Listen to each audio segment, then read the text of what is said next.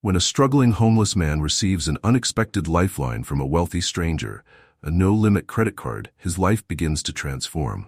But as he climbs back toward stability, an unexpected reunion reveals that the true power of the gift was far more than money. How far can a single act of kindness go, and who will be changed by it in the end? Before we get started, make sure to hit that like button, subscribe for more exciting content, and let us know where you're watching from in the comments. Now, let's dive in. James's day had been exhausting, the kind that left a man feeling worn down from the inside out. His schedule, as usual, was packed with meetings, negotiations, and the constant pressure of being at the top of his industry. As the CEO of a successful company, he had spent years building a business empire.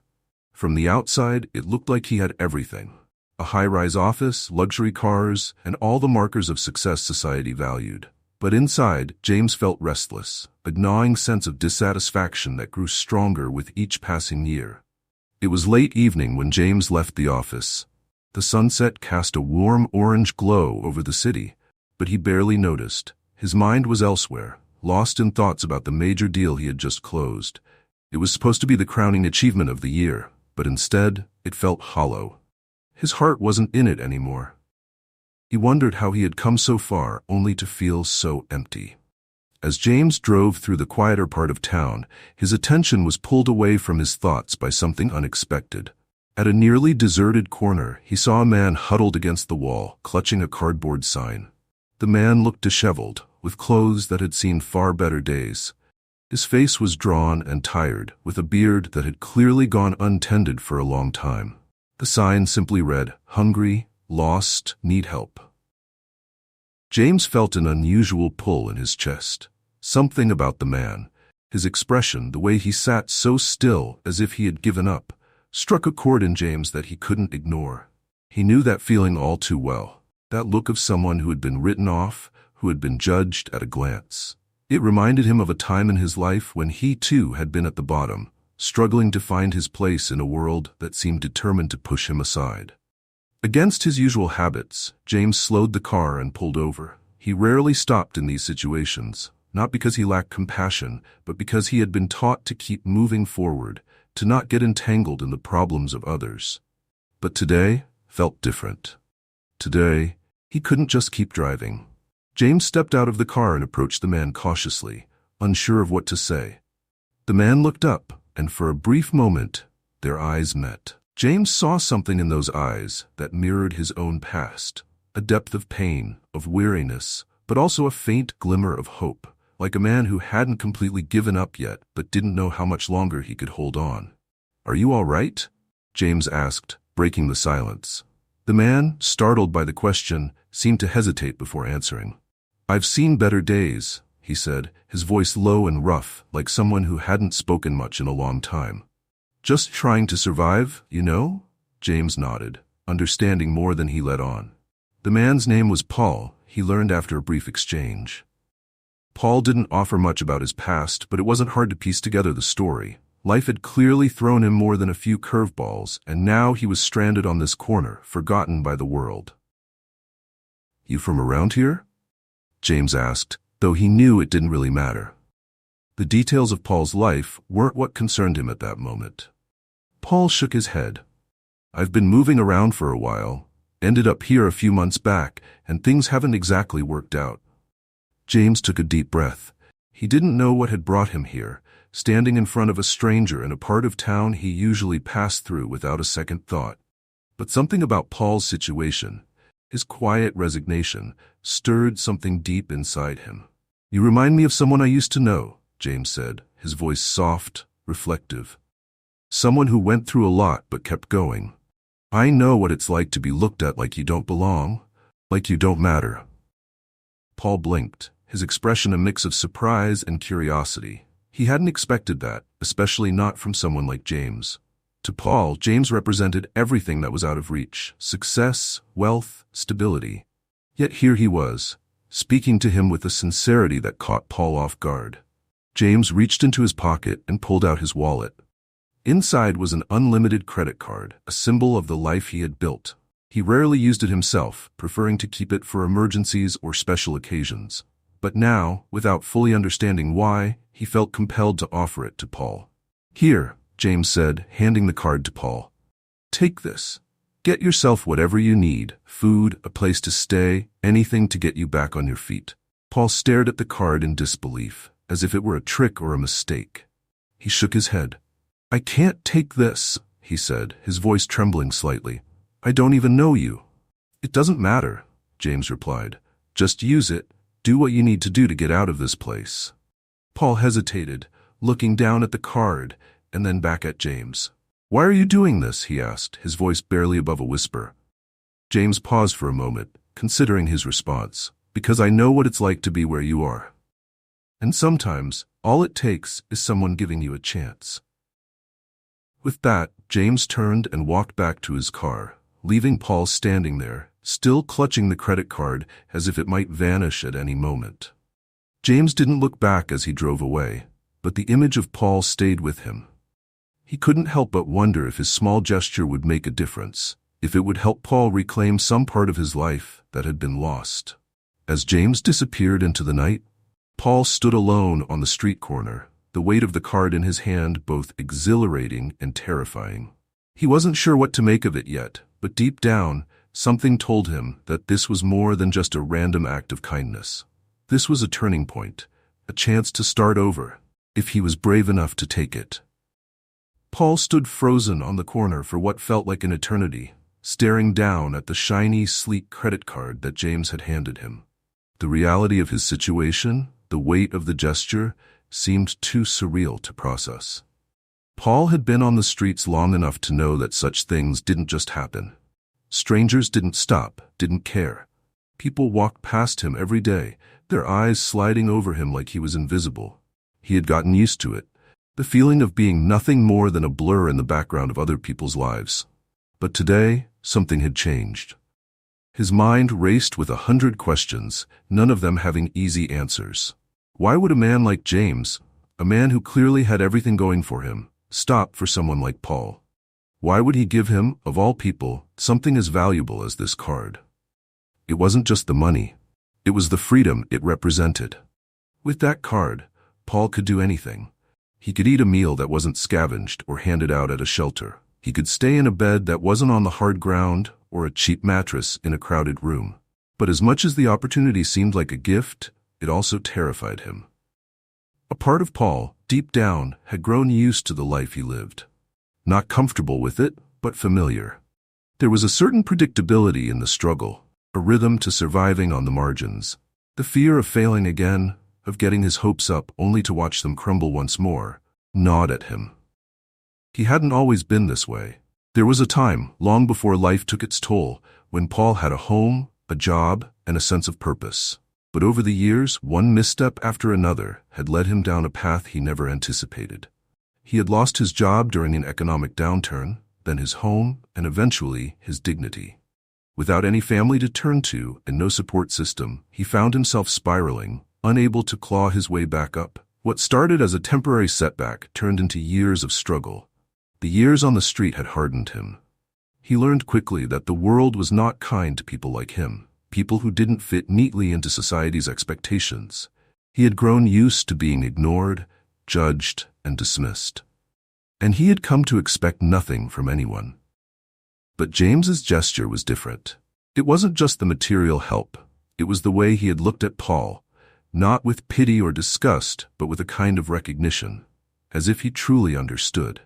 With a heavy sigh, Paul shoved the card into his pocket and started walking. His feet carried him down the familiar streets he had wandered for months, but his mind was somewhere else entirely. Every step felt heavier than the last as he wrestled with what to do. Could he really take this chance? Or was it just another fleeting moment of hope that would lead to disappointment? Eventually, hunger won out over fear. Paul found himself standing in front of a small convenience store, the kind that stayed open late into the night. The bright lights flickered, casting a yellow glow over the sidewalk. His stomach growled, a painful reminder of how long it had been since he'd eaten anything more than scraps. Taking a deep breath, Paul stepped inside. The cool air inside the store felt like a shock against his skin after spending so much time outside in the elements. He glanced around nervously, half expecting the cashier to eye him suspiciously the moment he walked in. He was used to being watched in stores, treated as though he might take something without paying. But to his surprise, no one seemed to pay him much attention. The cashier, a young man in his 20s, was busy texting on his phone, only glancing up briefly to acknowledge Paul's presence. Paul grabbed a sandwich, a bottle of water, and some fruit from the shelves, items that seemed mundane to most, but to him, they were luxuries. His hands shook as he approached the counter, the weight of the credit card heavy in his pocket. The cashier rang up the items without a word, and when Paul handed him the card, he half expected it to be declined, or for the cashier to question how someone like him had come by such a thing. But the transaction went through without issue. The cashier handed Paul his receipt with the same disinterest he had shown when Paul walked in. Paul left the store with his small bag of food, his heart racing with a strange mix of relief and disbelief. Outside, Paul found a quiet spot to sit and eat. The sandwich tasted better than he expected, though that might have been because it was the first real meal he'd had in days. As he ate, he thought about the man who had made this possible. James. Why had he stopped? What had he seen in Paul that made him believe he was worth helping? The more Paul thought about it, the more he realized that it wasn't just the food or the card that mattered. It was the simple fact that someone had cared enough to notice him. That someone had looked beyond the surface and seen a person, not just a homeless man on the street. For the first time in a long while, Paul felt something stirring inside him. Something he hadn't felt in years. Hope. Over the next few days, Paul used the card sparingly. He didn't want to take advantage of James's generosity, nor did he want to become dependent on it. Instead, he viewed it as a temporary lifeline, something to help him get back on his feet. He used it to buy clothes, nothing fancy, just enough to make him feel like a human being again. He found a cheap motel where he could stay for a few nights, enough to get a decent night's sleep and figure out his next steps. Each time he used the card, he was reminded of James's words. Sometimes, all it takes is someone giving you a chance. That thought stuck with him as he began to rebuild his life. Slowly but surely, he started looking for work. It wasn't easy, nothing ever was, but Paul had been through harder times, and now, for the first time in years, he felt like he had something to work toward. He wasn't just surviving anymore. He was trying to live. But as he moved through the motions of getting his life back together, there was always a small voice in the back of his mind, reminding him that this could all fall apart just as quickly as it had come together. It was a fragile hope, one that could be shattered with the slightest wrong move. And Paul knew all too well how unpredictable life could be. Still, he couldn't help but feel grateful for the chance he had been given. Maybe, just maybe, this was the beginning of something new. The days that followed were unlike anything Paul had experienced in years. The slow shift from simply surviving to actually living felt surreal, like stepping out of a long, dark tunnel and squinting against the sudden brightness of daylight. The fear, the doubt, still lingered at the edges of his mind, but there was something else now, too. Hope. It was fragile, easily crushed, but it was there, a small spark in the darkness. Paul's immediate needs were finally being met. The card James had given him allowed him to buy food, get a few sets of clothes, and secure a temporary room at a motel where he could rest without the constant worry of being moved along by the police or hassled by other people in worse shape than he was. It was basic, and the bed was lumpy, but for Paul, it was a sanctuary. For the first time in a long while, he slept without fear, without waking up cold on the pavement. But as the days passed, Paul knew he couldn't live off James's kindness forever. The card was a temporary fix, a band-aid over the deeper wounds of his life. Paul had been on the streets long enough to know that handouts, no matter how well-intentioned, weren't a permanent solution. He needed something more, something stable. So he set out to do what he hadn't been able to do in years: find work. It wasn't easy. Paul had been out of the job market for so long that his resume was practically non-existent, and explaining the gap in his employment was another challenge altogether. He was well aware of how people would look at him, how the assumptions would pile up the moment he walked into any place of business. The disheveled homeless man who had nothing to offer but a worn-out smile and desperation in his eyes. That was the version of himself Paul knew too well. But this time, he had a small boost. Clean clothes, a fresh shave, and the confidence that came from having a little bit of stability, even if it was temporary, made a difference. With each passing day, Paul grew more determined not to let the opportunity slip through his fingers. One morning, he walked into a small cafe not far from his motel. It wasn't a big chain or a fancy restaurant, just a neighborhood spot where people grabbed their morning coffee and hurried off to work. Paul had noticed the "Help Wanted" sign in the window on his way back from the grocery store the day before. As he stood at the counter, nervously fidgeting with the cuffs of his shirt, he waited for the manager to appear. His palms were sweaty, and he could feel the familiar rush of anxiety rising in his chest, but he reminded himself that this was his chance. He couldn't afford to let fear get in the way. The manager, a middle-aged woman with kind eyes and a no-nonsense demeanor, came out from the back. Her name was Sarah, and after a quick introduction, she led Paul to a small table near the window where they sat to talk. "So," she said, looking at him with a curious expression, "tell me a little about yourself. What brings you here?" Paul hesitated, unsure of how much to reveal. He didn't want to lie, but he also didn't want to overshare and scare her off. He took a deep breath and decided to be honest. At least, as honest as he could be without making it sound like a sob story. "Well, I've been through a rough patch," Paul began, his voice steady despite his nerves. "I haven't had a stable job in a while, but I'm trying to get back on my feet. I'm a hard worker, and I'm willing to do whatever it takes. I just need someone to give me a chance." Sarah studied him for a moment, her gaze thoughtful. "What kind of experience do you have?" she asked. Paul swallowed, knowing this was the tough part. "I've done a bit of everything. Worked in kitchens, did some handyman work, even helped with inventory in a warehouse. I'm quick to learn, and I'm not afraid to get my hands dirty." There was a long pause as Sarah considered his words. Paul could feel his heart pounding in his chest.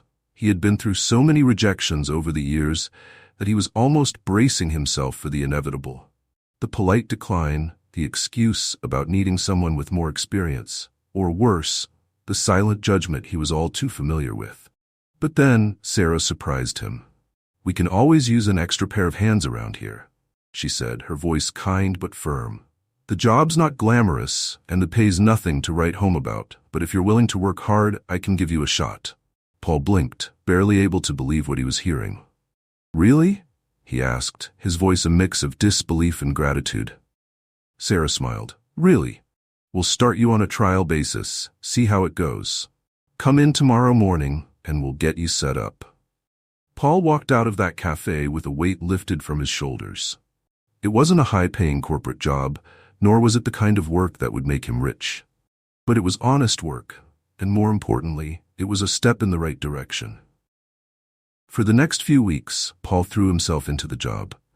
He cleaned tables, washed dishes, and helped in the kitchen whenever needed.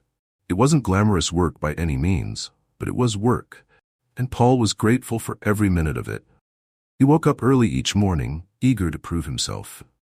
The routine gave him a sense of purpose, something he hadn't felt in a long time. Sarah turned out to be a fair boss. She didn't ask too many questions about Paul's past, and she didn't pry into the details of his life before he showed up at her cafe. In return, Paul worked harder than he ever had before, determined not to let this opportunity slip away. Every paycheck, no matter how small, was a reminder that he was moving forward. But despite the progress, there were still moments when doubt crept in. Paul knew that life could change in an instant, that stability was often an illusion. He had been knocked down before, and the fear of falling back into old patterns lingered in the back of his mind. One night, after a long shift, Paul sat in his small motel room, staring at the credit card James had given him. It was still there, tucked away in his wallet like a safety net, just in case. He hadn't needed to use it much after that first week, but knowing it was there brought him a sense of security he hadn't had in years. Paul thought about James often. He wondered if the man ever thought about him, or if their brief encounter was just a passing moment in James's life. Either way, Paul knew he owed everything to that chance meeting on the street. It had been the catalyst for change, the spark that reignited his desire to fight for a better life. For the first time in years, Paul allowed himself to imagine a future. A real future, not just surviving day to day, but building something. Maybe it wouldn't be a grand life, but it would be his life. A life he had fought for. As he drifted off to sleep that night, Paul felt something he hadn't felt in a long time. Peace. Months passed and life began to fall into a rhythm for Paul. The cafe job turned out to be a blessing in more ways than one. It wasn't just the paycheck, though that certainly helped him slowly climb out of the depths he had fallen into. It was the sense of purpose, the feeling of being part of something again. For so long, he had felt invisible, as though he had drifted through life without anyone noticing. But now, he had a place to go every morning, people who greeted him with a smile, and tasks that filled his day with meaning. Paul had even managed to save up a little money. It wasn't much, just enough to cover the essentials. But it was a start. He'd found a small apartment, nothing fancy, just a one-room place with creaky floors and old appliances, but it was his. He paid rent on time, took pride in keeping it clean, and even started dreaming of small ways to improve it. Maybe a new coat of paint, maybe some second-hand furniture that wasn't on the verge of falling apart. For the first time in years, Paul allowed himself to think about the future in terms of possibilities, not just survival. But as much as Paul had begun to rebuild his life, the thought of James never left his mind. He wondered often if James had any idea of the impact he'd made. To James, it might have been a passing gesture, an act of kindness done in the moment and forgotten soon after. But to Paul, it was everything. It was the spark that lit the fire of his recovery. Every now and then, Paul would pull the credit card out of his wallet and look at it, marveling at how such a small piece of plastic had the power to change his life. He hadn't used it in months, he hadn't needed to, but it was a reminder of the man who had believed in him when he hadn't believed in himself. He often thought out about trying to find James, to thank him properly, but he wasn't sure how to go about it. It felt strange to seek out a man who might not even remember him. One chilly autumn evening, after finishing a long shift at the cafe, Paul decided to treat himself to a quiet dinner. He hadn't done that in a while. Money was still tight, and he was cautious about spending it frivolously. But something about the evening felt different. He wanted to celebrate the small victories he had achieved, to mark the progress he had made since that day when James had given him a second chance. It wasn't a grand celebration, just a simple meal at a modest restaurant down the street. Paul entered the small restaurant, the warm glow of the lights inside offering a welcome contrast to the brisk air outside. He found a table near the window and ordered a meal, something comforting and familiar. As he sat there, waiting for his food, he glanced around the room, taking in the quiet hum of conversation, the clinking of silverware, the sound of people enjoying themselves after a long day. And then, as if fate had decided to intervene once more, Paul's eyes landed on a familiar figure at the far end of the room. It was James. He was seated at a table, engrossed in his meal, his expression calm and thoughtful. He hadn't noticed Paul yet, and for a moment Paul wasn't sure what to do. Should he approach him? Would James even remember him? It had been months since their brief encounter, and Paul couldn't help but wonder if he was just one of many people James had helped in passing. The thought made him hesitate, unsure if it would be awkward or unwelcome to disturb him. But as he sat there, watching James quietly enjoy his dinner, Paul felt a wave of gratitude wash over him. It didn't matter if James remembered him or not. What mattered was that James had changed his life, and Paul needed to express his thanks, even if it was just for his own peace of mind. Gathering his courage, Paul stood up and walked over to James's table. As he approached, James looked up, and for a moment there was a flicker of recognition in his eyes, though it was clear he didn't immediately place Paul. "James?" Paul said, his voice a little tentative. James studied him for a second, his brow furrowing slightly as he tried to recall where he had seen Paul before. And then, like a light switching on, realization dawned. "Paul, right?" James asked, his tone warm but surprised. Paul smiled, relieved that James remembered him. "Yeah, it's me. I didn't think I'd ever see you again." James gestured to the empty chair across from him. "Please sit." How have you been? Paul sat down, his heart racing slightly. It felt strange, this meeting, as if the universe had orchestrated it at just the right moment. I've been better, Paul said, unsure of where to begin. Actually, a lot better. And I owe it to you. James raised an eyebrow, clearly interested but unsure of what Paul meant. To me? Paul nodded, his expression earnest. That day, when you gave me the credit card, you didn't just help me buy some food. You gave me a chance to start over. I don't know if you remember what you said, but it stuck with me. You said that sometimes all it takes is someone giving you a chance. And that's exactly what you did. James leaned back in his chair, his face softening as he listened. He seemed genuinely moved by Paul's words. I remember that day, James said quietly. You looked like you were going through a rough time. I was, Paul admitted, but because of you, I was able to turn things around. I got a job, found a place to live. I'm not where I want to be yet, but I'm not where I was either. I just wanted to thank you, really thank you. James was quiet for a moment, as if absorbing the weight of Paul's gratitude. Then he smiled, a genuine, heartfelt smile that spoke volumes.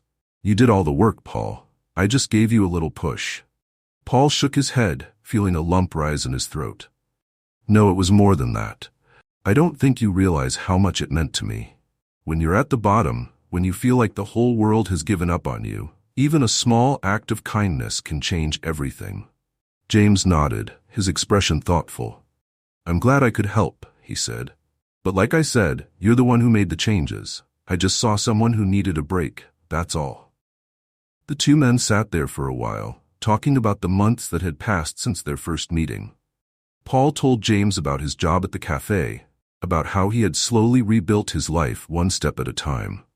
James listened with genuine interest, occasionally offering words of encouragement. By the end of their conversation, Paul felt lighter, as though a weight he hadn't even realized he'd been carrying had finally lifted. It wasn't just about the material help anymore. It was about being seen, about knowing that someone had cared enough to reach out. As they parted ways that evening, James stood up and shook Paul's hand firmly. I'm proud of you, Paul, he said sincerely. You've come a long way. Paul smiled, feeling a warmth in his chest that he hadn't felt in years. Thank you, James. I won't forget what you did for me. With that, they both left the restaurant, each man going his separate way. But as Paul walked home that night, he knew that his life had changed again, not because of the card, but because of the connection they had shared. In the weeks following his unexpected reunion with James, Paul felt as though his life had truly come full circle. The encounter at the restaurant had been a pivotal moment, one that cemented the transformation he had undergone since that fateful day on the street corner. It was not just about having a job or a roof over his head anymore. It was about having a sense of purpose, about reclaiming the dignity he had thought he had lost forever. That conversation with James had brought Paul a deep sense of closure, a feeling that he had finally repaid the kindness in the only way he could, by succeeding. Paul's job at the cafe continued to go well. He had become a valued part of the small team, and Sarah, the manager, had started to give him more responsibilities. He wasn't just washing dishes or cleaning tables anymore. He was helping with inventory, occasionally running the register, and even assisting in the kitchen during the busy morning rush. The cafe's regular customers had grown used to seeing Paul's friendly face, and some of them even knew him by name now. For a man who had once been invisible, it felt like a small but important victory. As the days went by, Paul started to realize just how far he had come. His little apartment, once a temporary refuge, was slowly turning into a home. He had managed to find a used but comfortable couch at a thrift store, and he'd hung a few pictures on the walls to make the place feel more personal. It wasn't much, but every small improvement felt like a step toward rebuilding the life he had lost. He no longer felt like a ghost, drifting aimlessly through the world. He had a place in it again.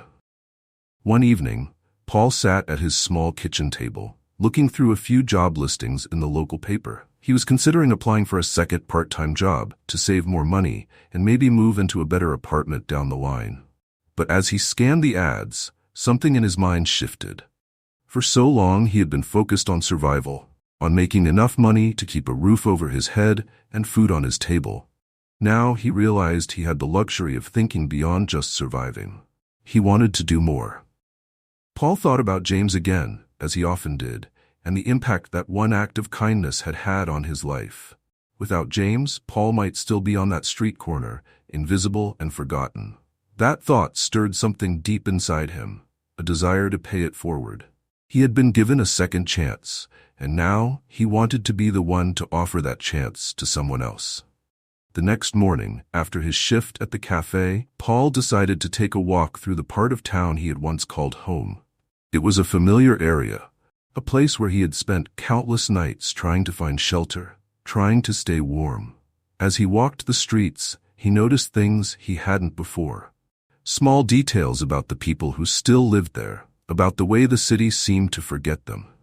At a bus stop, he saw a man sitting on the bench, hunched over with his head in his hands. His clothes were dirty, his shoes worn, and his face etched with exhaustion and despair. It was a scene that hit Paul like a punch to the gut, not because it was unusual, but because it was so familiar. He had been that man not too long ago. Paul hesitated, unsure of what to do. He wasn't James. He didn't have unlimited resources or the power to change someone's life with a single gesture. But then again he realized it wasn't about the money. It was about something much deeper. It was about offering hope, about recognizing someone's humanity in a world that so often refused to see it.